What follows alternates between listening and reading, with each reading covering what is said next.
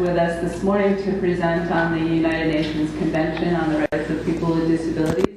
And the rep is our presenter this morning. She's the disability rights educator with the U.S. International Council on Disability.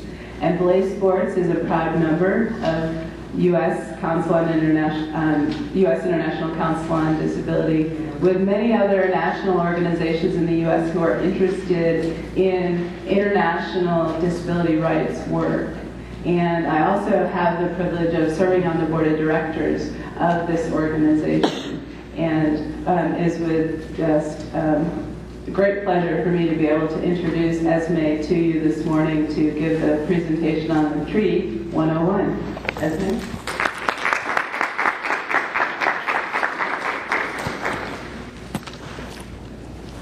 Thank you so much, and you have definitely done so very much for our organization, and your contributions are very valuable to the work that we do. Welcome, and thank you for having me here. I will be presenting on the Convention on the Rights of Persons with Disabilities.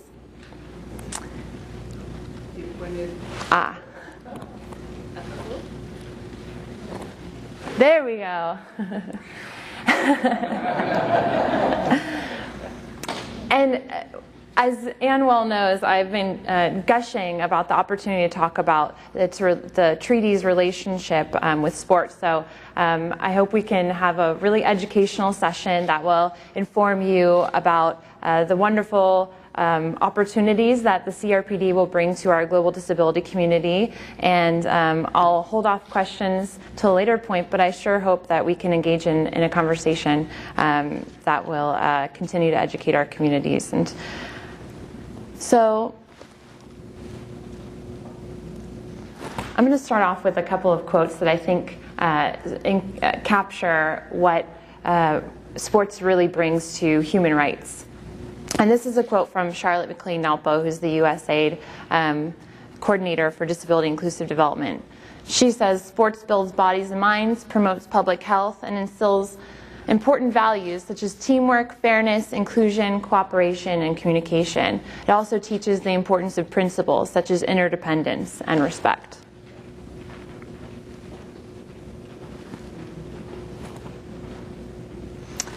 Noreen Sevra of Landmine Survivors Network noted that sporting events are great vehicles for awareness raising. By showcasing athletic achievements and sportsmanship, ability is recognized and societal misperceptions which create disability can begin to change.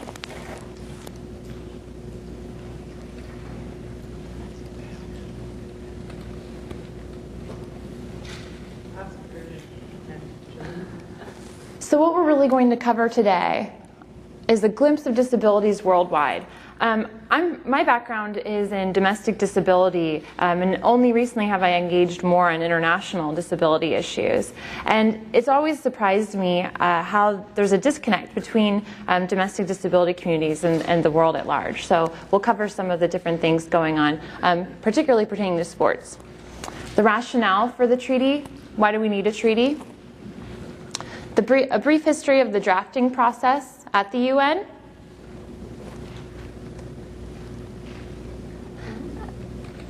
It's good.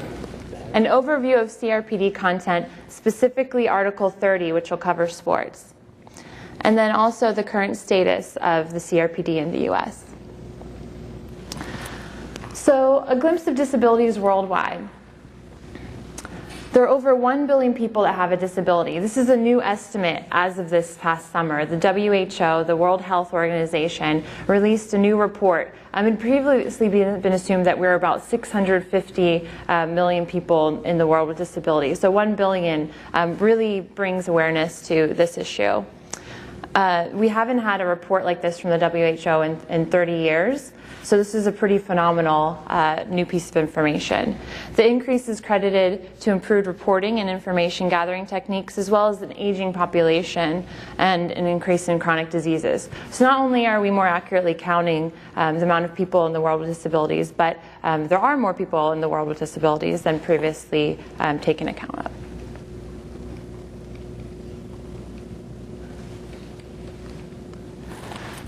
Something that we at the U.S. International Council on Disabilities use to gauge sort of the state of affairs of disability throughout the world are the U.S. State Department reports.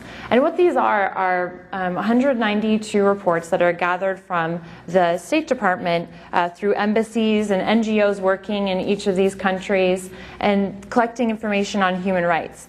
And recently they've developed more of a disability portion to their reports. And so I looked through these reports, as I do before any presentation, to see how sports are working throughout the world.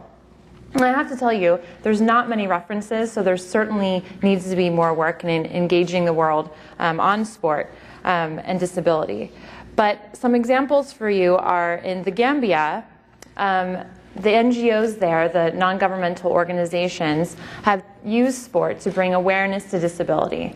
And that was specifically noted in the State Department's Human Rights Report.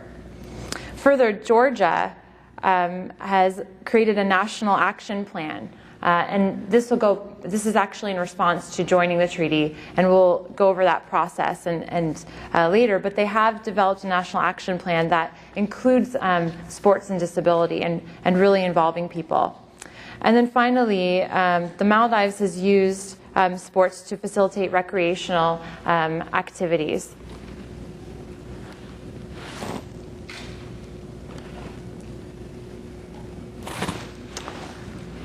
So disabilities throughout, in an international perspective, has come up in 3 different contexts. And the first of the major international instruments that cover disabilities is the 1982 World Program of Action Concerning Disabled Persons. And that these are all through the UN, and this was really a plan to start integrating people with disabilities in the human rights system. And then, you know, the consideration of sports was there, and further, it was still there in 1993 with the standard rules on the equalization of opportunities for persons with disabilities, but these were far more symbolic. So what I'm going to be talking about today is a treaty that actually is binding by law, and that is the Convention on the Rights of Persons with Disabilities.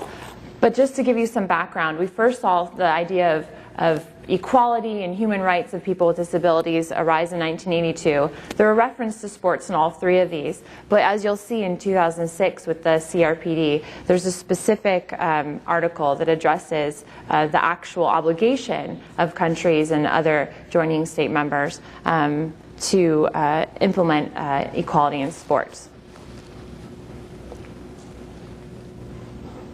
Oops, we'll go back there.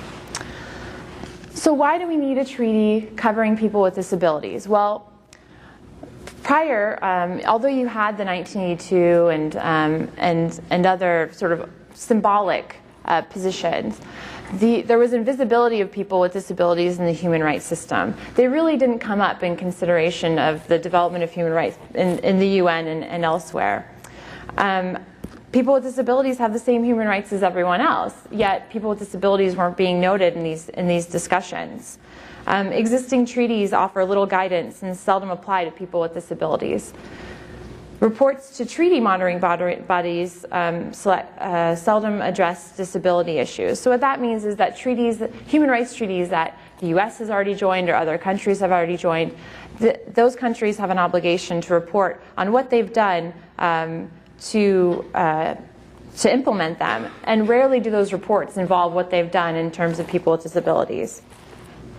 And as I mentioned, the other 1982 and 1993 UN standard, as well as the World Program, they weren't legally binding. So it was really, when countries signed on to them, it was just a symbolic movement.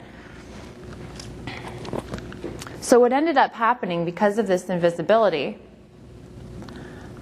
was that Mexico in 2001 proposed that we start drafting a disability treaty within the UN. What this ended up turning into was 8 sessions of a General Assembly ad hoc committee at the UN headquarters, plus 1 working group session. So what that means is that countries came together and worked out a draft of how they can best implement a treaty that would cover the rights of people with disabilities. So this is a picture at one of these actual ad hoc committees with Mexico, and these are some members of their delegates. So this was a really unique drafting process because for the first time it involved people with disabilities. It involved, civil society. And so the guiding principle of the drafting was that there's full inclusion of all relevant stakeholders. And a really key part, as we'll learn more about this treaty on the rights of persons with disabilities, is that it must involve the full inclusion of people with disabilities. And as a result, there was unprecedented access of disabled people's organizations like Blaze Sports, like USICD, especially where the first draft of the treaty was created.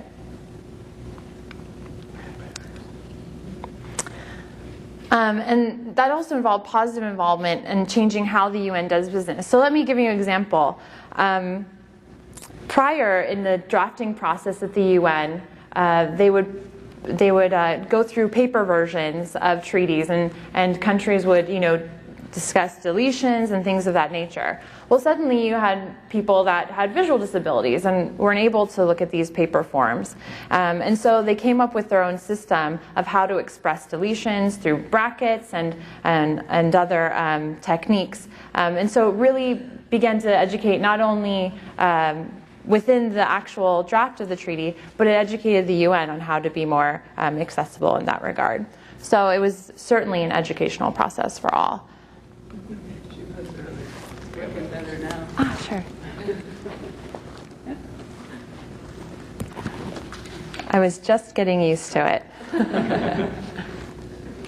So another issue, what I think starts to really involve sports is during this drafting process. And that makes this article a little bit unique, is Article 30, which discusses sports, recreation, and cultural activities and equal access to them. Thank you very much. The discussion came up, immediately people knew that they wanted this involved in the treaty. But what was very unique about it was that during the third ad hoc, there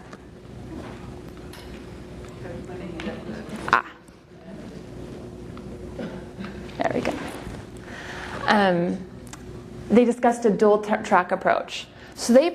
So folks proposed that during the third ad hoc committee that it cover mainstream sporting activities and disability-specific. So not only does the treaty engage in the promotion of equal access to disability-specific sporting activities, but it also discusses states' obligations to ensure full and equal access to mainstream sporting activities. And this was very uncontroversial.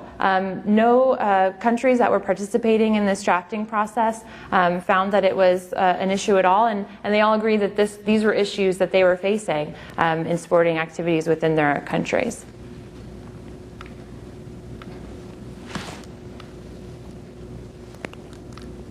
I'm determined to perfect this by the So let's talk about how we get to the treaty, and then we can drive into the real interesting stuff, which is the actual content. In December 2006, the Convention on the Rights of Persons with Disabilities and its optional protocol were adopted. I'm going to briefly describe an optional protocol, or try to at least. It's basically a complementary legal instrument to a treaty, and in this case, it allows countries that sign on to add a individual complaints process in case they didn't have that set up. We'll discuss later why this isn't as important for our purposes or for U.S. Athletes with disabilities and advocates for the treaty. But just to give you a little background, it's just a complementary instrument. So it was adopted by the General Assembly on December 2006. In March 2007, it opened for signature. And over 80 states in the European Union signed, and Jamaica immediately ratified. So this is record-breaking for a human rights treaty. So I'm going to just assume that you all have no background on treaties whatsoever. I wouldn't be surprised if that were the case. This is the first treaty that we're really working with in the disability community, and so this is new ground for us. So I'm going to try my best to describe it now, but if questions remain, do not hesitate to get in contact with me and say, what the heck were you talking about? So the process for treaties, the way that it works is that countries and organizations like the European Union can sign on to a treaty. And signing on does not create a legal obligation. It's just that in good faith and you will not violate the terms of this treaty. But it doesn't necessarily mean that it has any kind of legal binding quality to it. But when you ratify, that is when a country, according to their own internal process, makes the treaty a part of their law. So for some countries, like Jamaica, really all that takes, according to their constitution and laws, is that the Governor General signs it, and it becomes part of their law. This is the same for countries like Australia. Their executive really has the treaty powers there and is able to ratify treaties. In the U.S. and elsewhere, this is different. It's through a parliamentary process, and for us, it's through a Senate process. So I'll dive into this more when we talk about the U.S. specifically. But it is interesting to see and notice how different countries can make this a part of their law. And if you're wondering why Jamaica ratified so quickly, it's because they didn't have to go through their version of the House or Senate. So then in May of 2008, the CRPD entered into force. So I'm going to try to define this term for you as well. It might be a little bit easier. After the 20th ratification. The treaty held that after 20 ratifications, the treaty would come into force. And what that means is that it becomes law for the countries that had already ratified, so the 20 that had already ratified. And from there forth, it would be effective. So it's really a safeguard to make sure that this is something that the community and the global community is really engaging in. And so they said, as soon as 20 go ahead and ratify this, then we know that this is something the community is really engaging in. And so that's when it entered force. So it has entered into force since 2008. The CRPD is one of 9 core international human rights treaties. Meaning it has a monitoring mechanism. In terms of how the monitoring mechanism within the CRPD works, well, there is the optional protocol which allows folks to sign on and ratify a different instrument which will help them with an individual complaints process. But what I want to discuss here is something we'll touch upon later as well, is that not only do you just sign on to a treaty, ratify it, make it part of your laws, and then move forward. There's a committee on the rights of persons with disabilities that's set up. And it's an 18-person committee composed of 18 disability experts from all of the countries that have ratified this treaty. And these are experts that can be nominated, and then together they're elected by all the countries that have ratified it. And they sit on a panel, and they receive reports from countries, and these are mandatory reports that ratified countries must submit. And they give back feedback on how they're perhaps not implementing the treaty and ways that they can move forward in doing so. So we'll touch upon that a little bit later, but because that will become relevant in how the U.S. Can play a role. As I mentioned, the treaty is legally binding upon states parties. So when we're looking at some of those prior gestures from 1982 and 1993 that were just really symbolic, now we're looking at something that's legally binding, and folks are actually making this part of their laws. And this is really powerful. I want to sort of bring your minds to the international spectrum again. There are countries that have no disability rights framework at all, that have no, they don't consider discrimination against people with disabilities as discrimination. And so this is a really effective way for them to start engaging in that and working on their own internal national coverage of disability rights. It's the current benchmark standard. Essentially, it's not saying what people, it's really just marking the minimum that people should be doing. You can always go above and beyond. And so it's just sort of stating that. And then It elaborates existing human rights in the context of disability. So it does not create new or special rights for people with disabilities. This treaty just expands coverage of human rights to people with disabilities where it's been invisible before.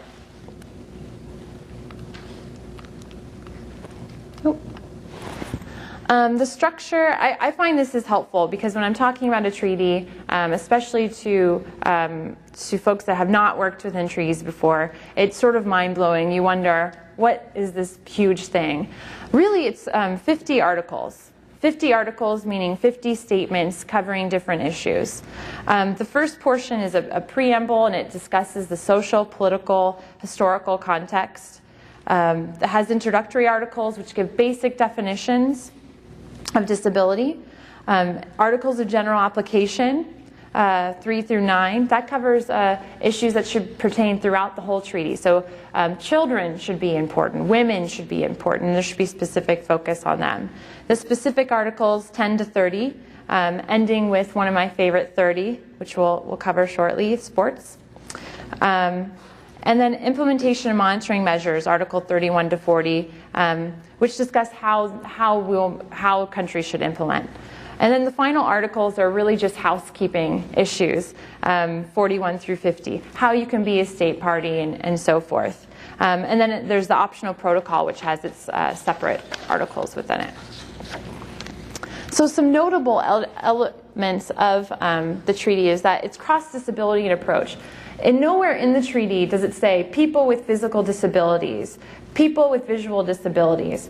It covers all disabilities, and it speaks only to people with disabilities. So at no point do you have a specific article that just relates to one type of disability. Further, there's no definition of disability. There is a basis, so people with physical mental disabilities must be covered by folks that go ahead and ratify this. But you can always expand it within the terms of your own country's definition. So for example, should the US ratify this treaty, we would most likely define disability in terms of our own national legislation, the Americans with Disabilities Act. And you know, there's a strong thread of non-discrimination and equality. If you read this treaty, which I strongly encourage you to do, it's very readable. And I'll have to tell you, from a legal background, it's wonderful. This is actually something you can read and understand. It's not in legalese. It's very straightforward. It's written for people to understand. So I encourage you to look at it. But there's very powerful language about non-discrimination and equality. So let me tell you what other articles are in here, and then we'll dive right into Article 30. And these are actually articles that I believe that equality in sports really assist in. Article 8, awareness raising. Article 17, protecting the integrity of the person. Many of the articles speak for themselves. Article 19, living independently and being included in the community. Article 25, health, equal access to health and to the fullest and best services. Article 24, education. And Article 27, work and employment. So as I mentioned, that equality in athletics really pushes forward a lot of the different goals of the treaty, including these articles. And I'll give you an example. In Angola, the Paralympians in Angola actually are very respected. Although Angola still faces a lot of issues with human rights within their country in terms of persons with disabilities. But they use their position to push for equality in education and access to university services. And so the empowerment they were able to find through athletics really helped to push forward the educational system and the equality of the educational system there. So this is Article 30.5, which specifically covers sports. And this is something that I really want this audience to be aware of. I went ahead and put the full article up there, and you can get a glimpse of really how approachable this treaty is. But I'll read certain portions of it. So the main portion of Article 35 is, with a view to enabling persons with disabilities to participate on an equal basis with others in recreational, leisure, and sporting activities, states parties, meaning countries and the European Union and such, shall take appropriate measures, A, to encourage and promote the participation to the fullest extent possible of persons with disabilities in mainstream sporting activities at all levels.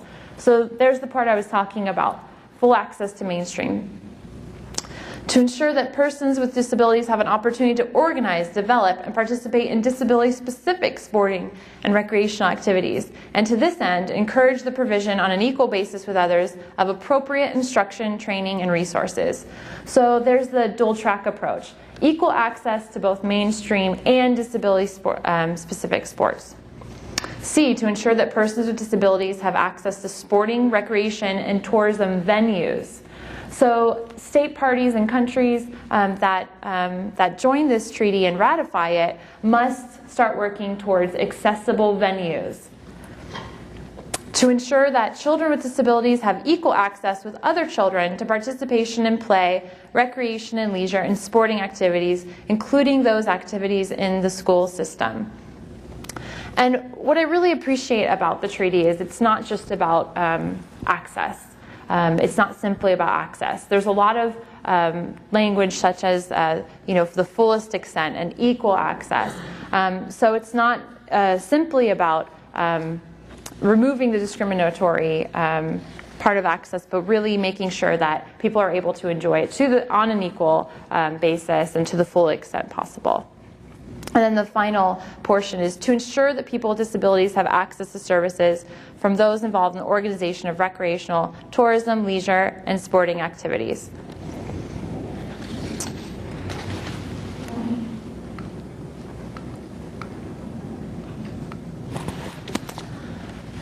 So what the treaty offers the world is a shift from the medical charitable model of disability rights and disability legislation to a social model. So what is the medical model? Well, it defines disability as a problem and medical intervention as a solution. It avoids human rights considerations and promotes the expectation that the health profession will remedy the problem. So in a lot of existing disability rights laws, when they're taking the medical model approach, you'll see that disability rights would solely fall in the medical spectrum, and that the solutions would only be in that reserved to that area, while not considering actual human rights of people. The charitable model is the misconception that people with disabilities are helpless and need to be cared for, and it strips people with disabilities with the power and responsibility of taking charge of their own life. So we shift from these models to the social model, which focuses on the barriers created by the social and physical environment that inhibit the ability of persons with disabilities to exercise their human rights. It includes promoting positive attitudes, modifying environment, making sure laws and policies promote integration and non-discrimination.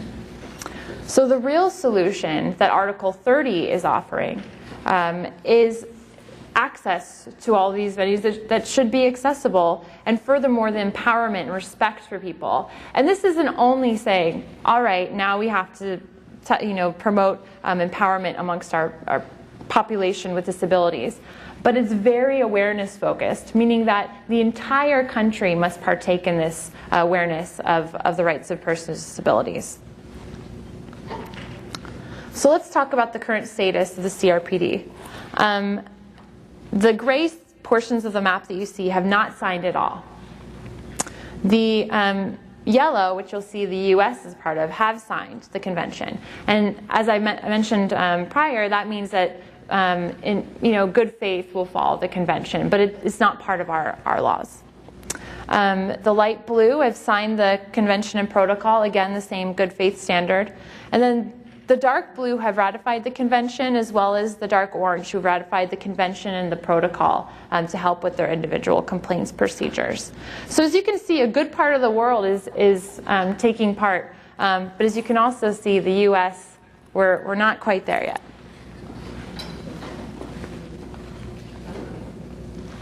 So to put that into numbers, as of today, 140 countries have signed the CRPD, and 103 have ratified out of the 194 countries that are recognized within the UN. The US signed the CRPD on July 30th, 2009, following the ADA celebration of that year. The Obama administration is supportive of the U.S. becoming a states party. So let me talk about the process that we've been going through and introduce my role into this. When we signed the treaty, we went ahead and moved forward with an interagency investigation of how the treaty would work with our own existing disability rights laws and frameworks. And so it's been going through the administration as well as State Department and other agencies within the administration to really see how that will work and whether they comply with each other. We're really at the end of that process now. And so the next step for us in the U.S. is to send it forward for ratification. And as I mentioned, President Obama can't simply sign it and it becomes our law. In our Constitution, we require 2/3 majority of Senate vote for the U.S. to be able to ratify and become a states party. So we actually don't go to the House, which at this point in time is probably a better thing. We go right to the Senate. So we have 100 senators that must vote 2/3 in order to ratify the treaty, and so that ends up being about 67 senators. So as I mentioned, we're going through an interagency review. They'll complete a review of that and then submit it to the Senate for its advice and consent. So why should the U.S. ratify? Well, it'll give us more ways to engage in an inclusive, accessible world, to share experiences with people with disabilities around the world, and also to work and travel abroad. Those are a couple of things. So we obviously want to promote accessibility throughout the world because there's a lot of Americans throughout the world, a lot of folks with disabilities that want to engage. And for the athletic community, it's certainly important because as we move forward, our sports competitions become more and more international, and we really need accessibility as well as more competition out there. So that's one thing. Another thing is that we'd be able to participate on this committee, the Committee on the Rights of Persons with Disabilities, the 18-person committee represented by disability experts from 18 different countries that have ratified this treaty. And that's really essential. They meet biannually, and in their last meeting, they're actually meeting next week for the second time, but in their last meeting in the spring, the main issue that came up is that they don't have the technical guidance in order to move forward with their own national laws. Sure, a lot of these countries have ratified, but they really need the support of countries that have strong disability rights laws to help them move forward and really be able to discuss models that will work. And so, although we have 103 countries that have ratified, many of these countries are developing and don't have any coverage of disability rights laws, and certainly don't have have equal access to their cultural or sports activities, or involve people with disabilities in their sporting activities. So it's really essential that we become part of that discussion and make sure that each of these articles are implemented. The United Nations has a specific website, un.org/disabilities, that tells you about the treaty. It's a really great place to go. I'm there every morning checking on the latest ratifications and latest news. But there's a new website on disability in sports. And there's actually a variety of great papers and links on the bottom of this page that I recommend you check out to really link you up to how disability in sports is playing out in the international community. And they recently had a panel discussing sports at the UN in June, which I believe Ann Cody was a part of. So I encourage you to look into that as well. Oops. And then at the back, I have very simple status history and FAQ to break it down and for you to take to hopefully your communities and back home. The status history gives you a very basic timeline, an explanation of the treaty. In case I was a little too complicated up here, it'll break it down. And then the FAQ is related specifically to athletes with disabilities. So I encourage you to grab it and read about how it particularly affects people, athletes with disabilities. And then the U.S. International Council on Disabilities, who I work for, we have our website, and we certainly have a lot of things that are up there. We also have Facebook and Twitter, so please join us. And then the UN Enable, the UN website, is a great place to learn about it.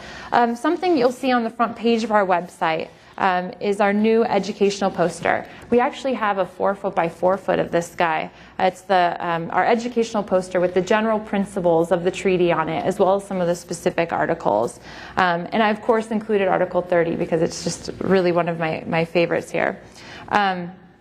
But you can go ahead and print it from our website and certainly send it around or post it on your own websites.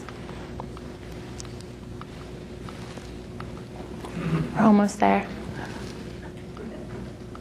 So here's the poster a little bit more close up. And as I mentioned, it has the general principles of the treaty: independence of persons, respect for inherent dignity, full inclusion in society.